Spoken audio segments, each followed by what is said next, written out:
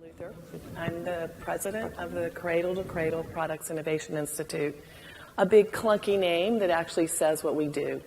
So yes, we were founded and inspired by the work of Bill McDonough and Michael Brungart in their book, Cradle to Cradle, Remaking the Way to Make Things.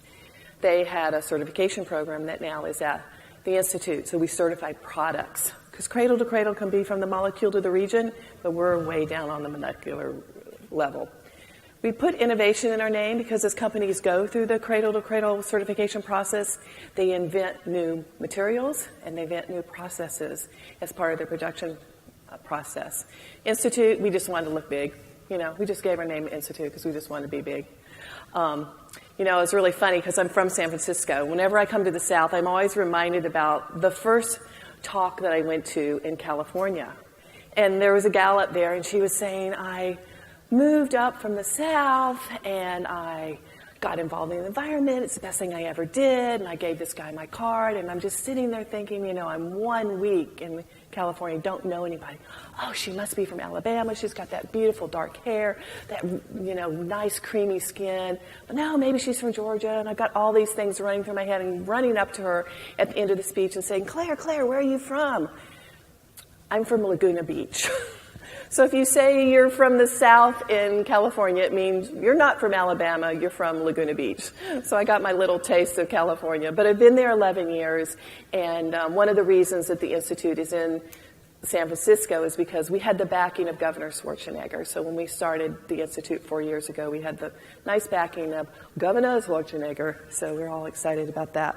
This morning we're going to be doing a lot of things. We're going to talk about regenerative impacts. We're going to be talking about how you can implement it into your own business. And we're going to start, maybe some opportunities. We're going to hear from 2 companies that have actually implemented this kind of process into their own company, into their own products. Going? Why would we want to do that? Well, one of the reasons we think is because the making of things can be really destructive. And so if we started to think about close your eyes for just a minute and think about everything in this room started going around. The carpet came back and became new carpet. The lighting fixtures, we returned to the lighting companies. The chairs came apart and maybe became a television. So those are the kinds of things that we're thinking about when we talk about cradle to cradle, how things keep going around so that we don't have these incredible impacts on the planet. And the other thing that's going to happen is people are going to want more stuff. The most important part of this chart is look at how many more middle-class people we're going to have in India. And they're going to want things. So we're really going to want these things to be regenerative. We're really going to want them to keep going around so that we don't have these incredible impacts. Because if we can have everybody move to some really regenerative principles, what would those look like? So that when everyone in India wants to live like an American, we can show them the way to do it. And that's what some of these companies are going to talk about today. So what can we turn the making of things into a regenerative force for people and planet? And what would that look like? So on the face of it, you would say, sure, that'd be a great idea. Nobody's doing it. You can't do it. You couldn't even measure it if you tried. So we're here to talk about that. So let's come up with some principles, some design principles that we want to use for companies to decide that they were using regenerative in their products and their processes. Material health. What if we could just select safe and healthy materials? When I worked for Governor Schwarzenegger for 5 years, my office looked right at the EPA building. And what I realized that as a regulatory community, we're sitting at the end of the pipe. We're sitting at the end of the pipe and we're saying, how much stuff can we have in our air, in our water, in our bodies until it will kill us? And that's what a regulation is. But what if we went all the way to the front of the pipe and said, why don't we make stuff that won't have a deleterious effect on the planet?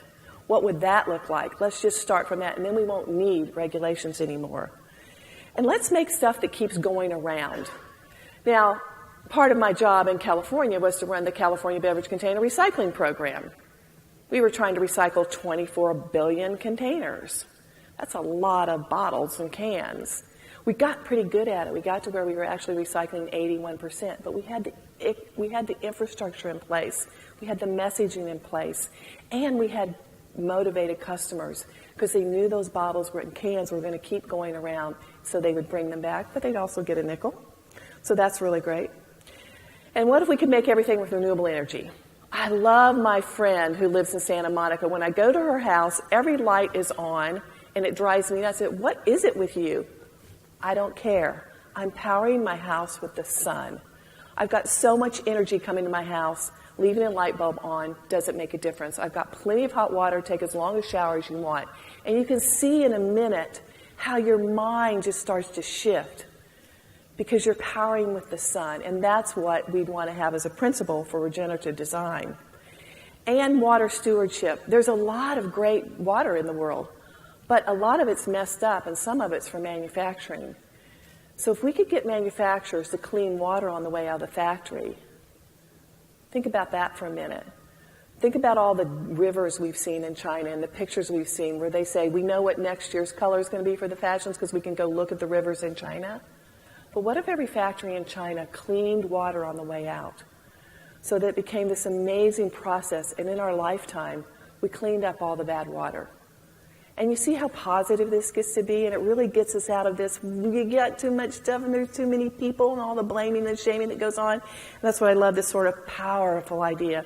And while we're at it, while we're making these, why don't we just treat everybody that makes them fairly?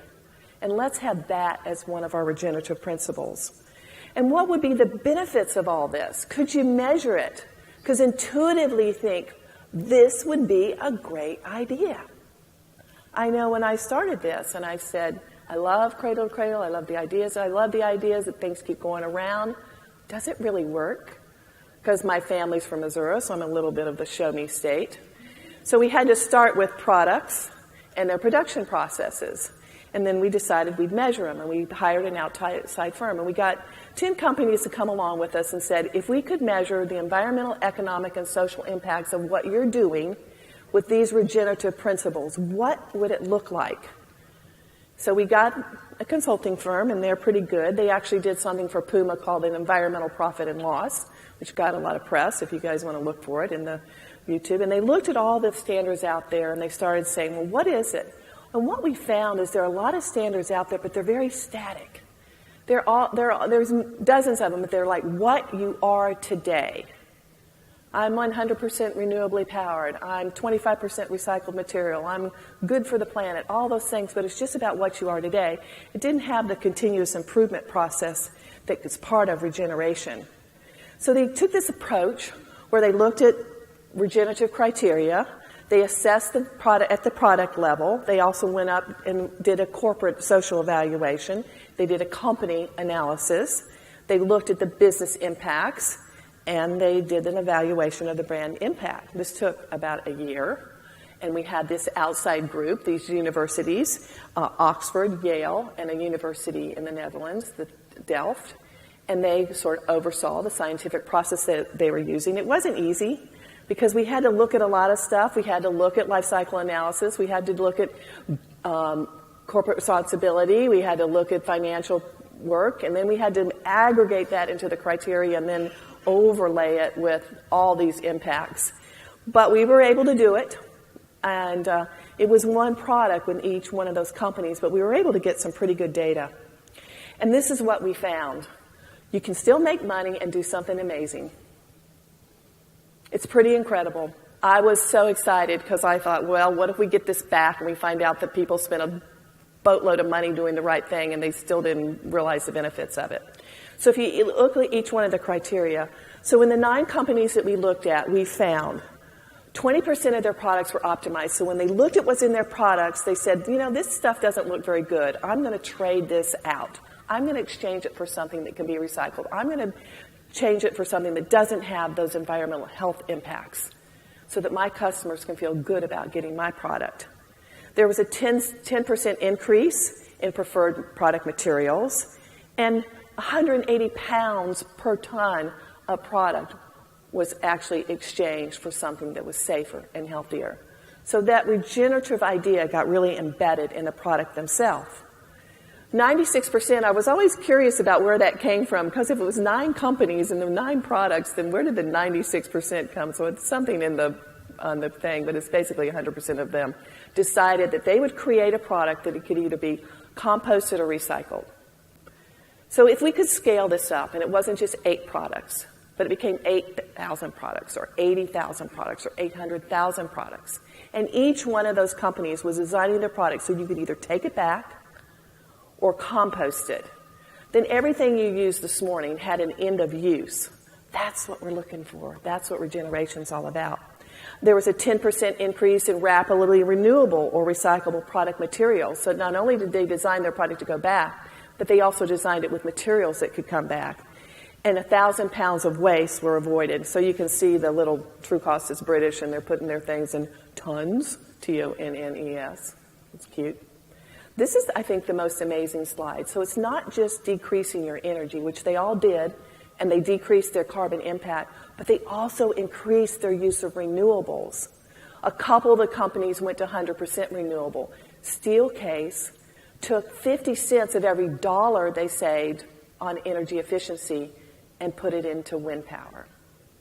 So instead of putting the whole dollar back into their company profit, they took 50 cents. Today, they operate their whole company on wind power. Aveda did the same thing. Aveda moved completely to wind power. Now they're up in Michigan, super windy. Maybe other companies could do other things. But these are not small companies. These are big companies that make big investments in renewable energies. And Guy and David are going to be talking about the same thing about what they did. And the reduction in carbon emissions got amazing. I love the water stewardship thing because it's not just about less water, which is what this is about, because it's really hard to imagine how you could get to the water on the way out of the factory. But in the book, for those of you who've read it, Bill and Michael actually talk about the company that they worked with. They actually produced clean water on the way out of the factory. And the Swiss drinking water officials who came there because they couldn't believe it, they thought their machines were broken. Swiss drinking water, it was cleaner on the way out of the factory than on the way in. So we know this can work. This is not just us pulling the book off the shelf and say, this would be a great idea. And now we have data. For all you data people, we've got the data. All the companies they work for, of course, had social audits and were treating their companies fairly. But imagine if this happened in countries where that's not quite the norm and where we could actually benchmark what they were doing with their employees. But the most important thing is they made money. They did the right thing. They were able to communicate to their customers what they were doing in a way that really had impact, and they continued to make money. So this is 8 companies, so it's a small little pilot, but at least I didn't find out that everybody lost money. So that was really good news for me. So I'm super excited to be telling you guys about this today.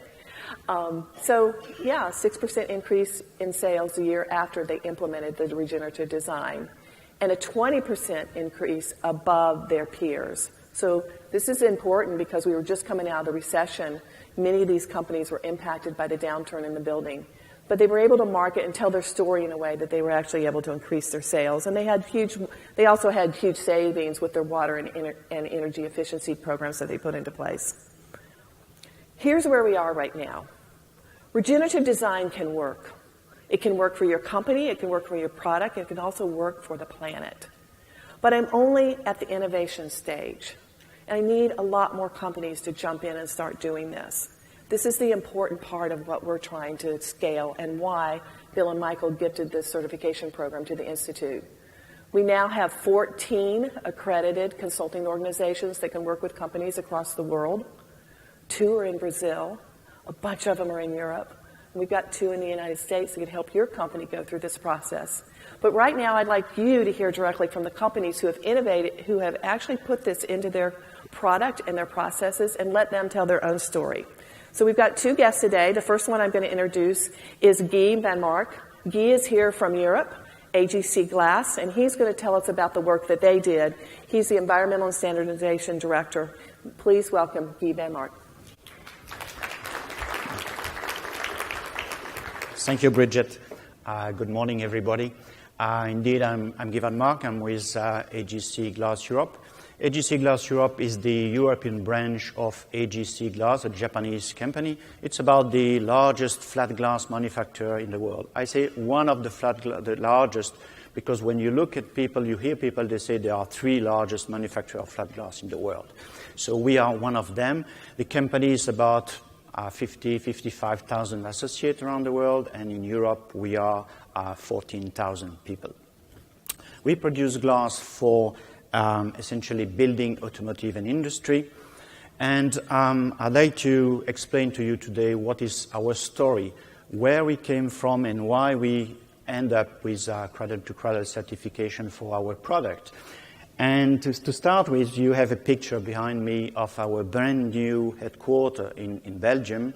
And this building is a zero energy building, and all the product, or most of the product used for its construction, were C2C certified. So that's some kind of achievement of what we have done. We are promoting sustainable product, and this is really walk the talk, because we were to be able to construct a new headquarters, which arrived probably once in a lifetime when you are working in a company, and it was a good thing that we could do this green building and with full of cradle-to-cradle product. What's glass has to do with green building? Actually, glass is a marvelous product because it helps producing green buildings. It can address one of the most important impact of building. It's the energy consumption. Energy consumption in building is huge because of heating, air conditioning, and lighting. And when you can see here on the slides, with glass you can reduce your need of heating because we have insulating glass unit that keeps the heat inside and the cold outside. At the same time, you have glazing that can help reduce energy for air conditioning cost by this time keeping the cold inside and the heat outside. And yes, glass can do both. Keep the heat inside when you need it inside and keep the heat outside when you need it outside. And finally, thanks to glazing, you get free lighting, which does not cost anything. And plus, it provides comfort. Imagine you are sitting a whole day in a room without any windows. You can't see the marvelous Mississippi out there. Is it something you would like to do? No, you prefer to have a nice view outside. So that's why the glass may contribute a lot to green building. But what about the product itself? It's nice to be able to participate to the construction of a green building, but what if your product is a nasty stuff? When you produce the product, you produce a lot of waste, use a lot of energy, use a lot of water. And when you put your product on the market, it contains a lot of hazardous substances, and it releases it into the indoor air. So that's not something we want to do. And because we were working in AGC for many years to improve the process of making glass, you know, when I started working in environment 25 years ago, we were focusing only on production with, as you see on the picture, very nice factories, big stacks, a lot of smoke. That was the purpose of environment management at that time. More recently, we turned to the product because it's nice to do a product in a nice way, but if the product that contains hazardous substances or will release the hazardous substances during the use, that's something what we want to do. And in AGC, our motto was to do clean manufacturing of sustainable product. It's a nonsense to produce sustainable product if you pollute the environment while making that, and it's a nonsense to produce in a clean way a product that is nasty for the environment when it's its use. So we were trying to find a way to demonstrate to our customer and also to create a momentum internally to make the things better for our product. And that's why we were looking for some kind of eco-label. We had LCAs and EPDs for a long time, but for those who knows LCA and EPDs, it does not address all the aspects that I was talking about.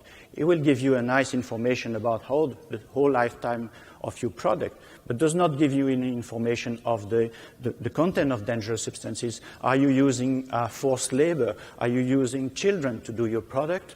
and do the product release a nasty substance during its use. So that's some sort of things are not covered by EPD, and that's why we wanted to have an eco-label to go beyond and to be complementary with the EPDs. And that's why we came to the Cradle certification. I won't describe it. Bridget did it marvelously. So we chose the C2C because, as you can see on the picture, it encompasses the most product. And also it covers different aspects: social responsibility, environment, and healthiness of the product, which are, as I said, outside the scope of EPDs. Also, for those who have heard about Mr. McDonough yesterday, he's an architect. He knows a lot about building, and he knows a lot about green building. So that for us, it was some kind of the best placed man for some kind of eco-label for building. Then you can see on the left-hand side of the picture that more or less two-thirds of the product that are certified goes to buildings. I will not go back to the 5 aspects covered by the certification as Bridget did it into the detail. So this is an example of the scorecard we got from one of our products, the basis float glass. And you see that the product is certified silver, even though you have 3 aspects that are in the gold. Because with the Cradle to Cradle, you only get the lowest rating for one of the 5 aspects. But what is interesting in that is that to see that 3 aspects were gold. That means that they are good, not perfect because there is the platinum. And that's an idea of this scorecard, is to push people to go further, to improve the product. Because, okay, we are gold, but we could do better to be platinum. We have silver, we could do better to be gold. And that's what we did, for instance, for material health. You see, we are silver.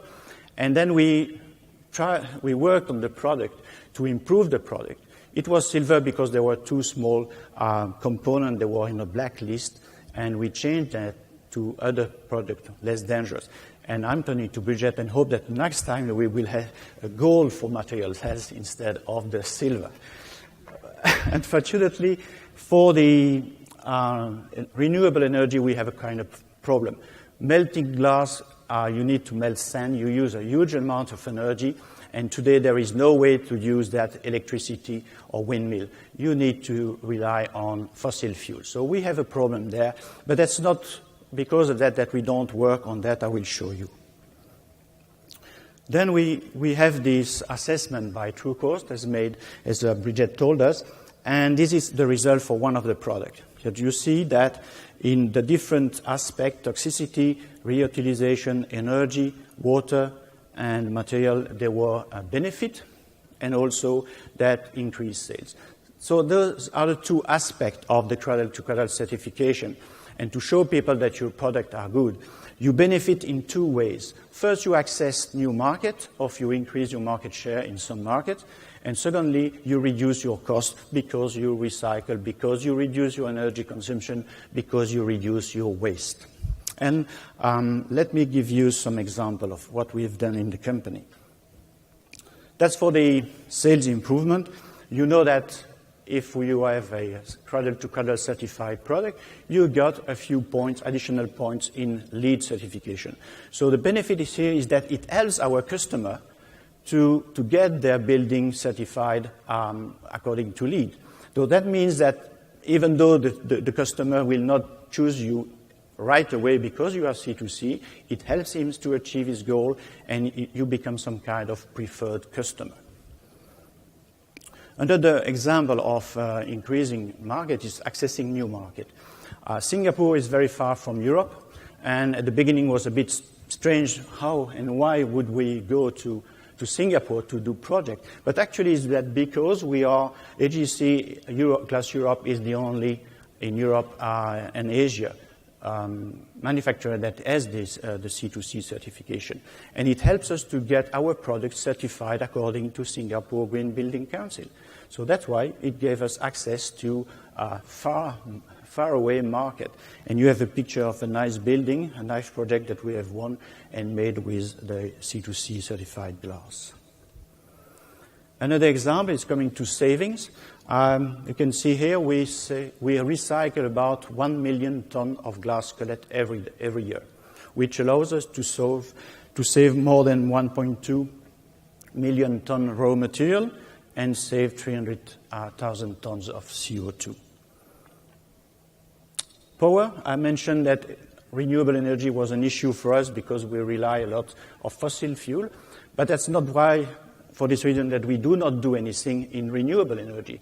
On the contrary, most of the factories take initiative to promote new energy production system by installing PV, photovoltaics, panels, CHP, combined heat and power, to recover heat from machineries and so on to produce electricity and save CO2. So we produce about 2 million kilowatt hour per year with renewable energy. Coming to water, water is also an issue, maybe less an issue in Europe than in California or in some state where the climate is hotter.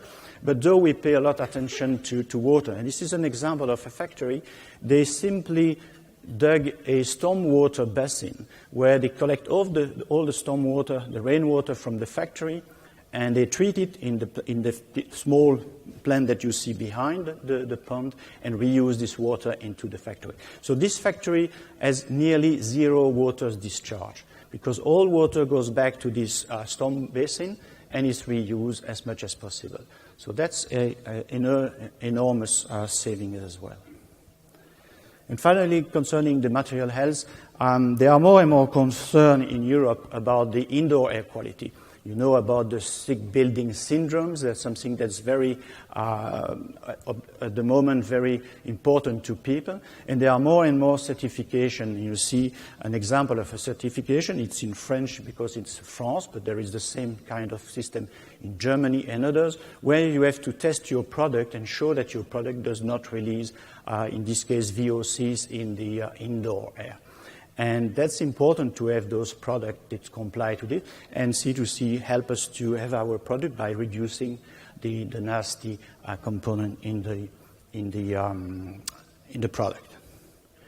And that will be some kind of conclusion from my side as a takeaway note. Besides all the benefit by saving energy, saving materials, and having more business, one important stuff is that it creates a momentum in the factory. I would say that everybody in the factory wanted to join to do something.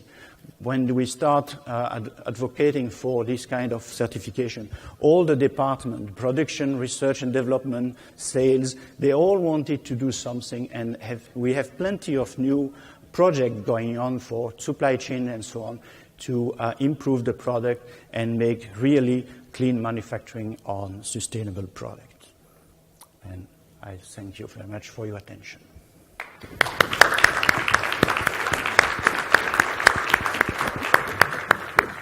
Thank you, Guy. That's pretty amazing, and I'm so excited to have them part of our Cradle to Cradle Certified product family. And then he talked about the glass and the amount of energy it took, and they still went ahead and made that big commitment to renewable energy. So now I'd like us to hear from another company, and when after David, we'll have questions. But now I'm going to introduce David Wilkerson. He's the Corporate Director of Sustainable and Product Stewardship at Shaw Industries. Here you go, Dave. Thank you, Bridget. Good morning, everyone. We're certainly glad you're here, and I appreciate the opportunity to participate in this discussion with Guy and with Bridget today. The segment I'm going to cover is really about Shaw's experience with regenerative design, as well as our commitment to cradle product certification. Now, I hope all of you are very familiar with Shaw, but you may not be.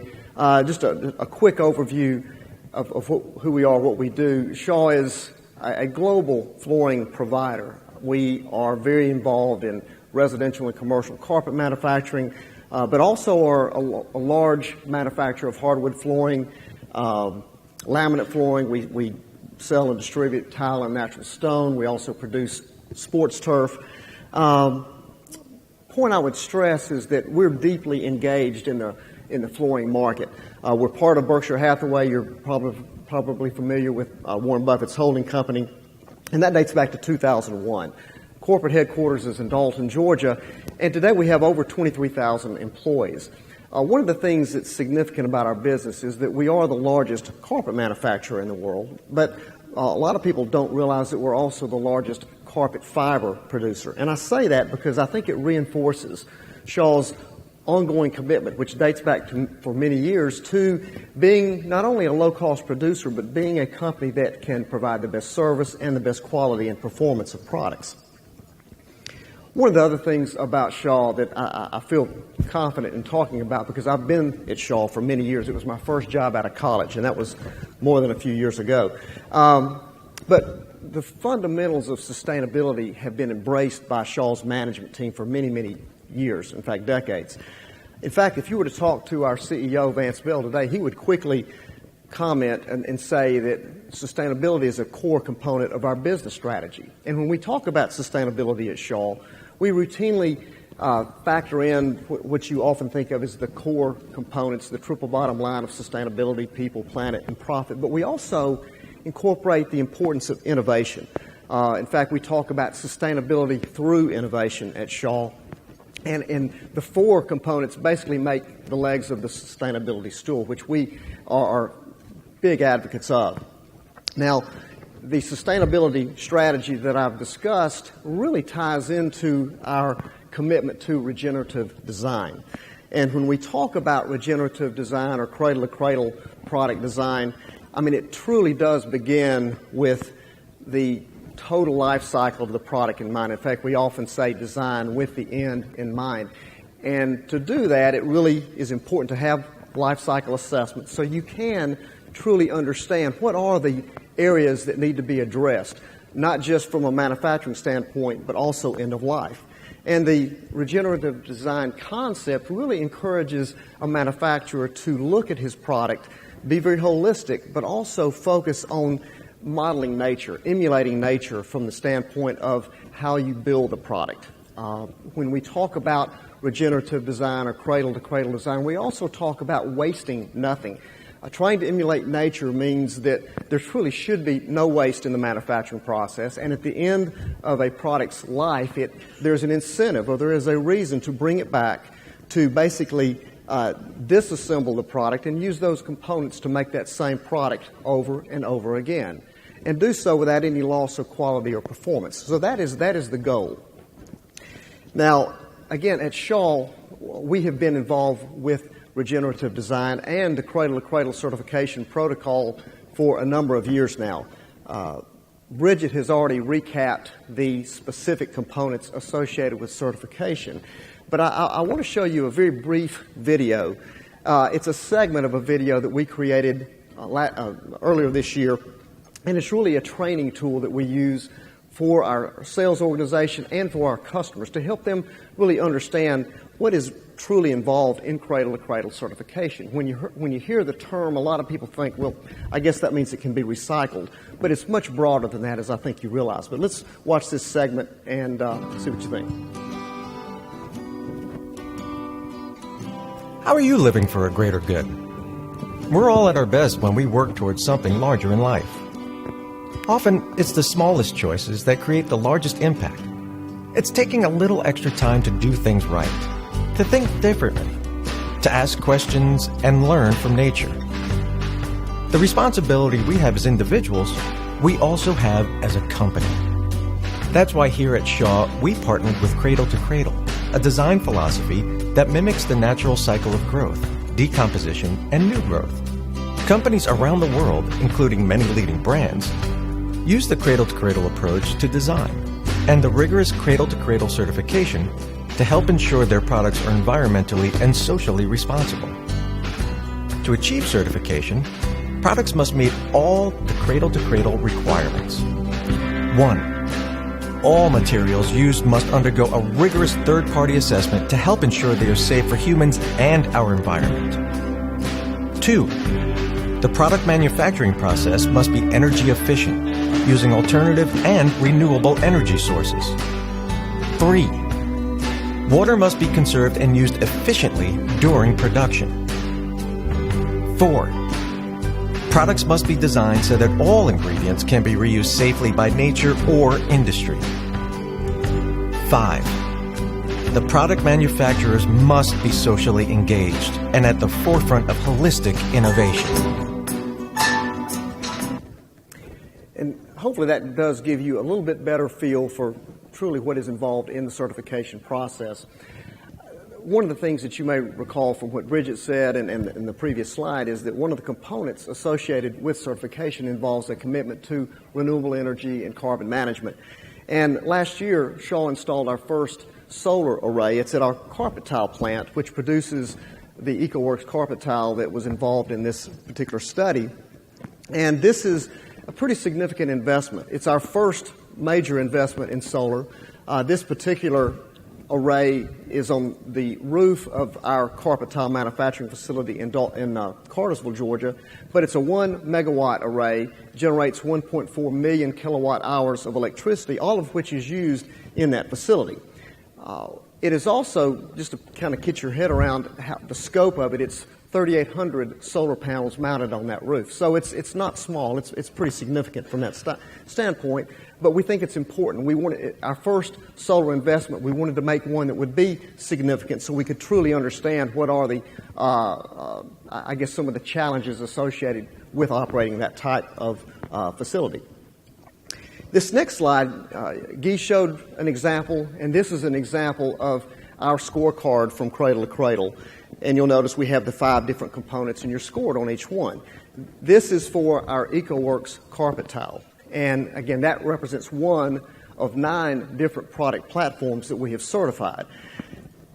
If you really look at the scope of how many products that encompasses, it's over 3,000 different products, representing about 62% of Shaw's total sales on an annual basis. So we have a lot of products over and above our carpet tile that have achieved Cradle to Cradle certification. Some are residential, many are commercial, and all of our hardwood products are Cradle to Cradle Silver certified. I want to spend a few minutes talking about this impact study and the product that we basically used in order to participate in that study. It's our EcoWorks carpet tile. And if you think about our history with carpet tile, it's relatively short relative to the amount of time we've been in the carpet tile business. But the carpet tile business in the United States really began to evolve and grow in the mid to late 80s. And in the 90s, we got into that business. And back in those days, all of the products that were made in North America used a backing system that incorporated PVC and phthalates. When we got in the business, we knew that we would love to be able to develop an alternative backing system, but we basically made the internal decision that before we could lead an industry or a business segment, we needed to be in it. We needed to understand it. And so we got into the carpet tile business and worked diligently for a few years on developing an alternative to PVC and phthalates in the backing. We finally introduced our EcoWorks carpet tile collection, or really the first products, in 1999. They were immediately supported by our customer base, especially the architect and design community. And one of the reasons was because we had eliminated the PVC and the phthalates. And over a period of time, we ramped up the amount of recycled content associated with that product. We always incorporated from the beginning nylon 6 face fiber, which we knew was recyclable on a closed-loop basis. And one of the benefits that was really kind of an unintended consequence was that the product didn't require as much filler load and therefore was lighter. It would lay flat and had great dimensional stability without having as much weight associated with it as our earlier generation of product did and the products we were competing with.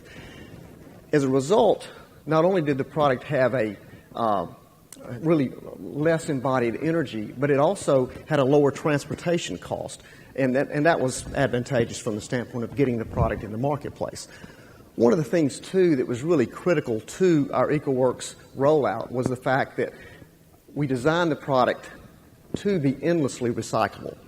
And that was important because it allowed us to have an incentive to ultimately bring back post-consumer material so it could be recycled.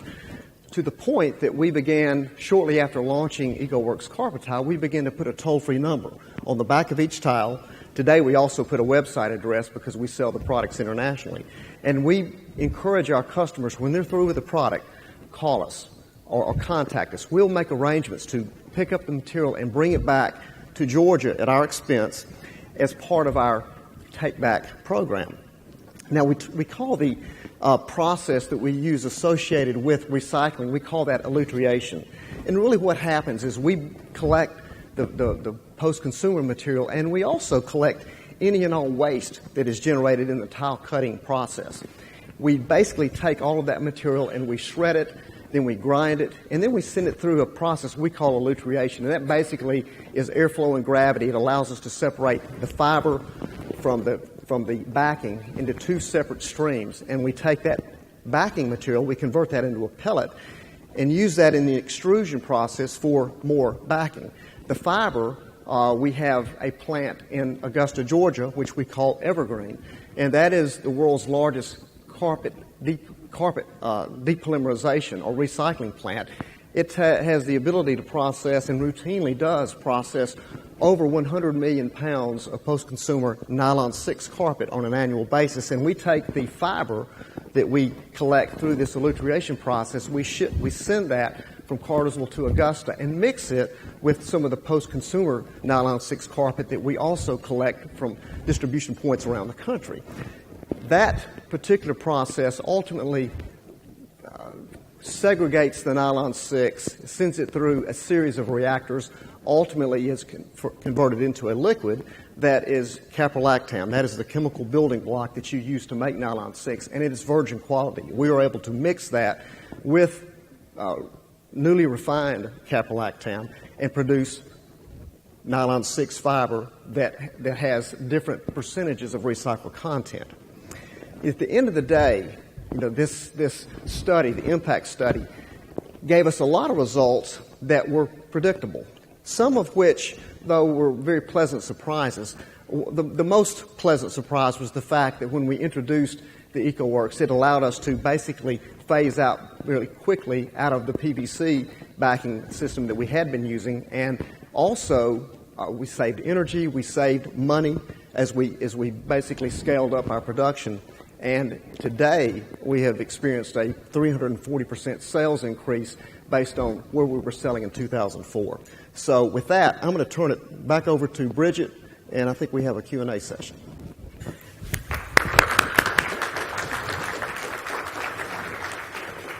So I'm going to ask Guy to come back on the stage, and I'm turning to Katie Couric here.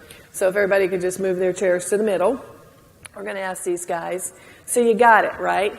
We can talk about this all day long, but you've heard from two really big companies that they're actually doing it, and it's really impacting their company, their sales, and they're doing some amazing things for the environment. I mean, Dave, the amount that you guys are recycling is pretty incredible, and that must have been a huge ask for the company to move away from that old business model to that new business model. Can you talk a little bit about that? Sure.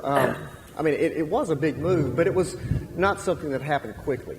I would say on the front end that this journey, it took about really 3 years to get to the point that we were comfortable with a product that we knew would perform.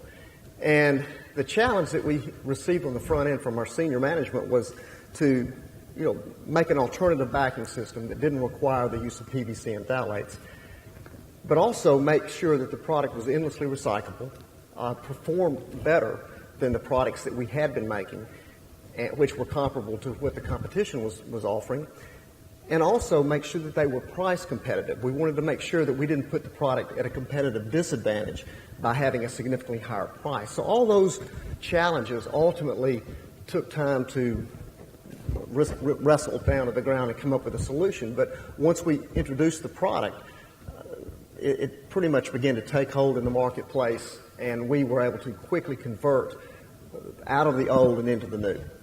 A $4 billion company doing the right thing and realizing a real increase in sales is pretty impressive, I must say. I sometimes give a speech called Be Like a Carpet Company, because they've really figured out, how to increase the relationship with their customer and also to tell their sustainability story in a way that I think is pretty impressive.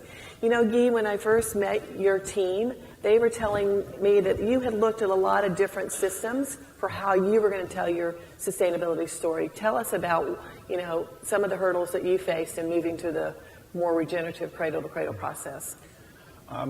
Actually, to tell you the truth, they were not so big hurdle to go to the cradle-to-cradle certification, or because we started to manage the environment in a different way years ago.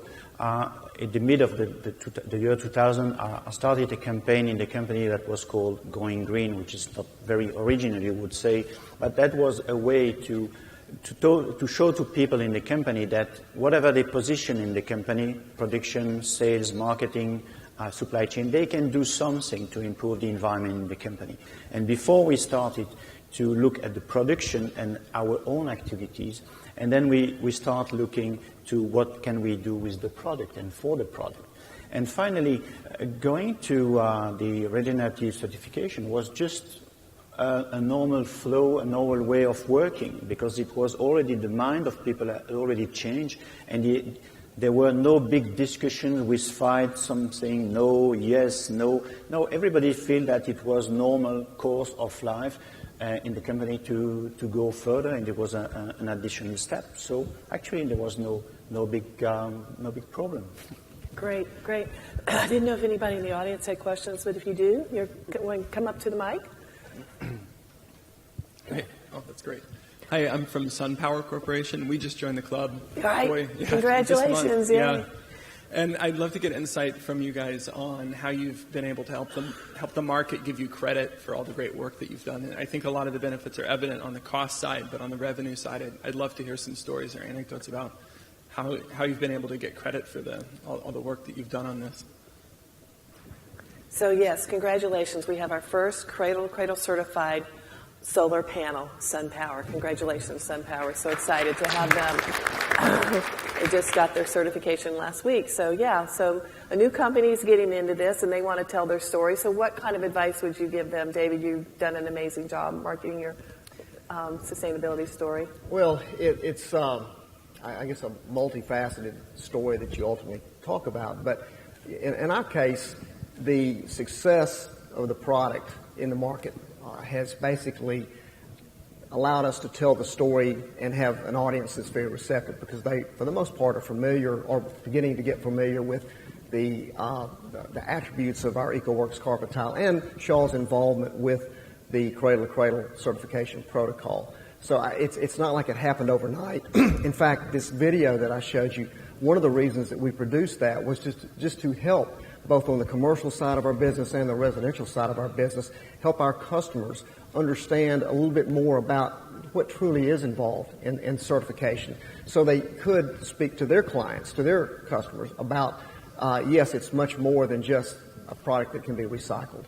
But I don't really have any, there was no single moment or silver bullet that I would say, we came up with. It really has been a period of years where we've just been doggedly persistent and promoting the concept. One thing that has definitely, I think, been advantageous is LEED version 4, and the fact that it has adopted this focus on material health and material chemistry, and the Cradle certification provides a pathway to 2 separate credit opportunities. So Guy, how about you? Have you seen, telling your sustainability story into your marketing plans? You've seen a big increase in sales. What advice would you give to SunPower? I would say that what we had to fight is in Europe more some kind of people feed from eco-label, because I show that it's a jungle out there. When you look at eco-labels, you have different type of eco-label. And there is a way of thinking in Europe that maybe eco-label are just advertisement and greenwashing. So it is important to show and to demonstrate the credibility of the eco-label, of the Cradle-to-Cradle certification. People are relying more on Type 1 eco-label rather than Type 2 or Type 3. And in Europe also, there is a big move towards LCA and EPDs. They are becoming mandatory to put product on the market. And some people see a fight between eco-label and EPDs. And what we have to demonstrate, and we try to do, is to show to people that there is no fight between. They go together. And if you want to get a sustainable product, you need the LCA, you need the APD, and you need an eco-label, because both are complementary. And that's something we have to demonstrate. So depending on the market, there are some markets where people are already convinced and know that what is the benefit of the C2C, and that's easy. That's the easy part. But then you have some other markets, or speaking with authorities, where you have to demonstrate that the choice you've made, the certification system, is really credible. And type 1, for instance, that means that it's very important. Were you first? Yeah. Well, thank you first for, is this on? Yeah? Okay. Thank you for your work. I mean, it's really interesting and inspirational.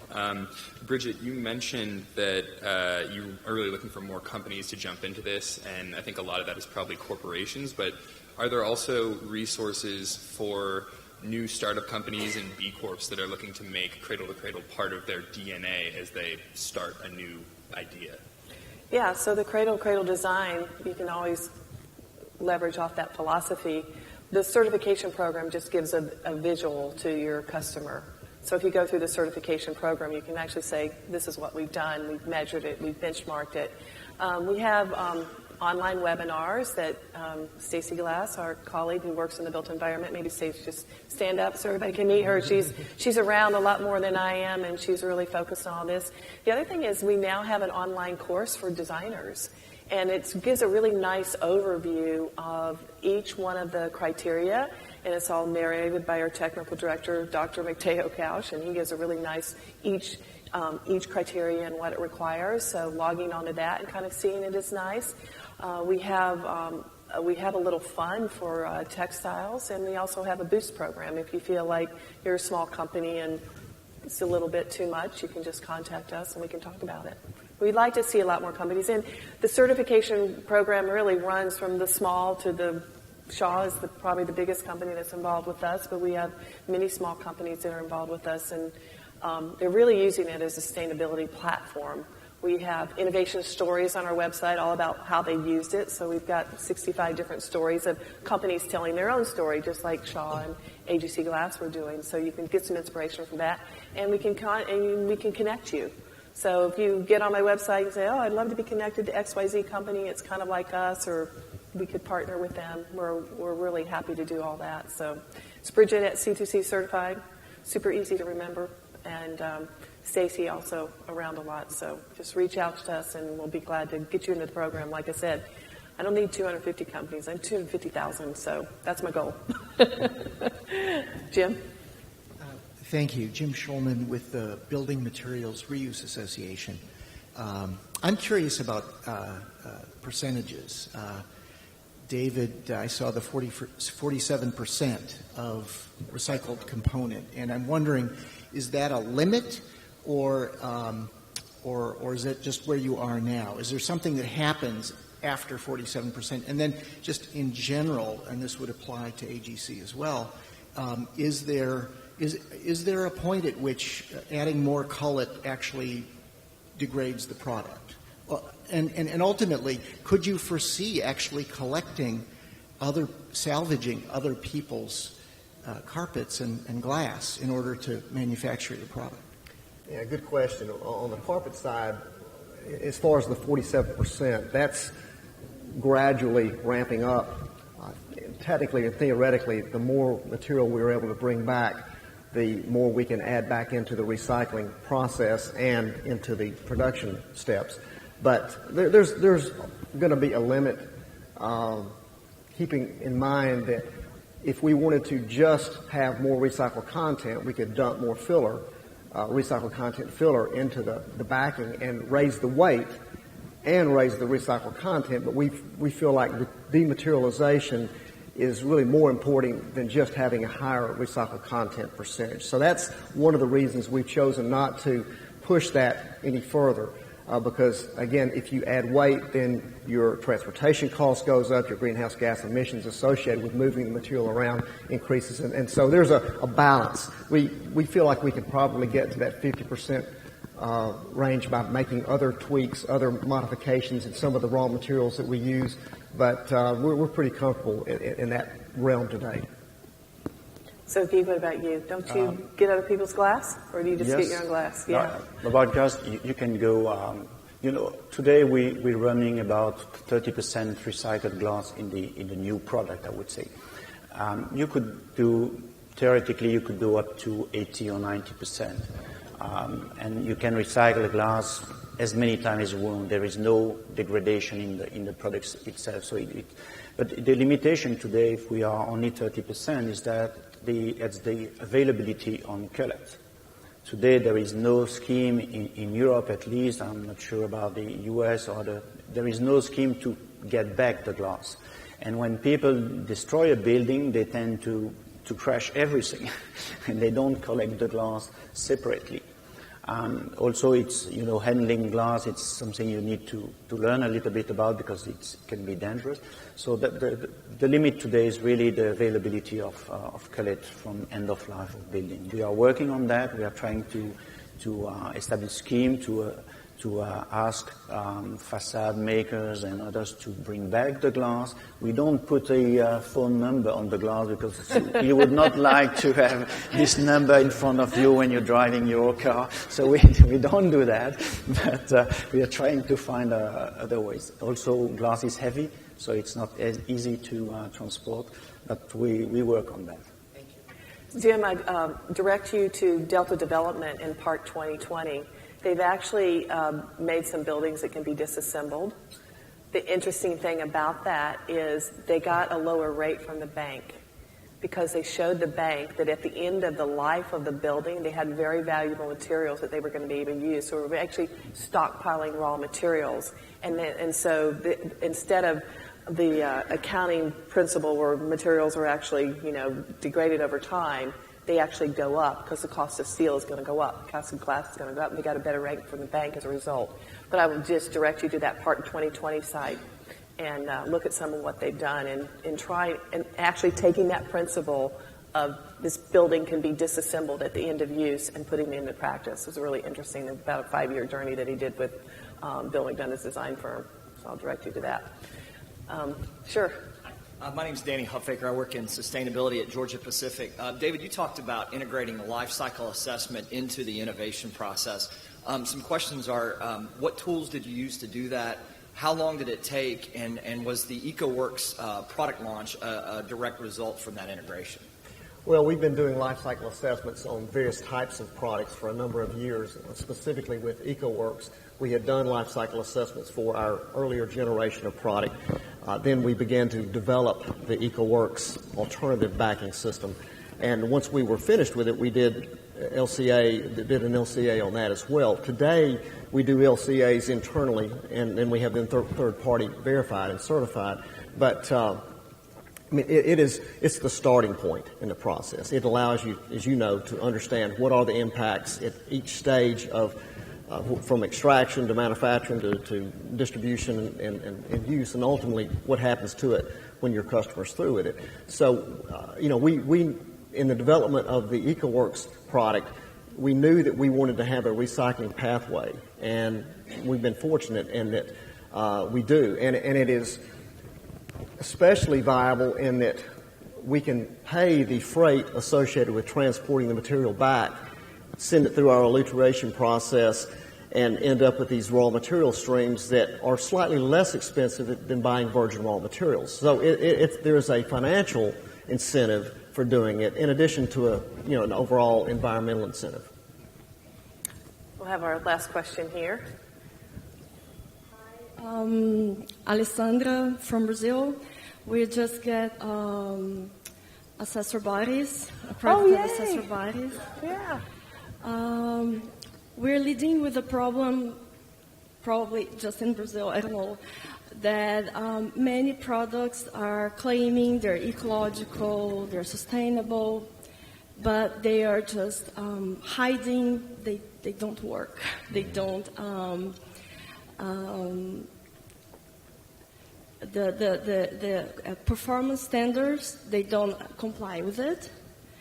And I would like to know if you have ever to deal with some kind of product that, we have a lot of adhesives, for example. They are green, but they don't work, and a lot of other products. And the thing is that people there are starting to not to believe in green products because they are good, but they don't work. So they feel like between, okay, I want a product that works, and not this one that, it's green, but doesn't work. So how do you deal with this kind of marketing it's just a... It is a problem. It's a big problem out there. The one thing I love about all the Cradle to Cradle Certified product family is they're just amazing products across the board. So we haven't had to deal with that. So I know if I pick the Cradle to Cradle Certified product, it's going to be a quality product.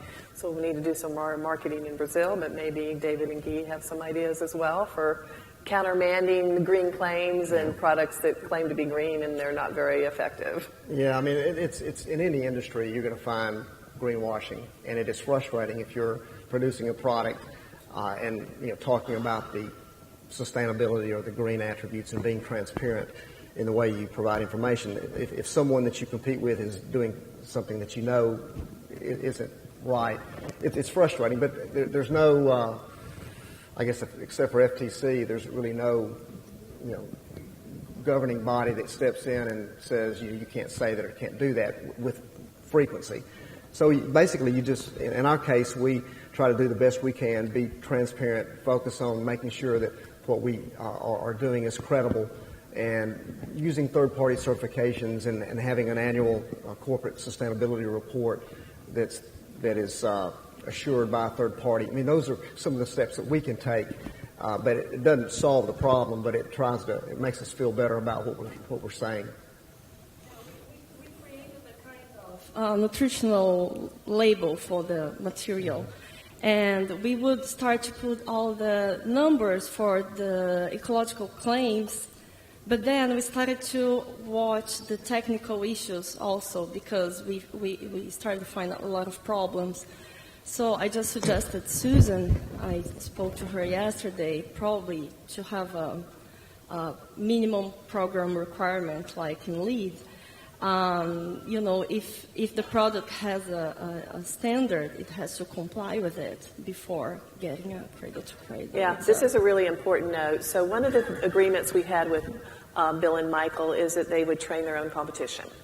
So before you could get the Cradle to Cradle certification only from Bill's firm or from Dr. Brungart's firm, now we've trained all these companies, consulting organizations around the world to help companies go through the certification process.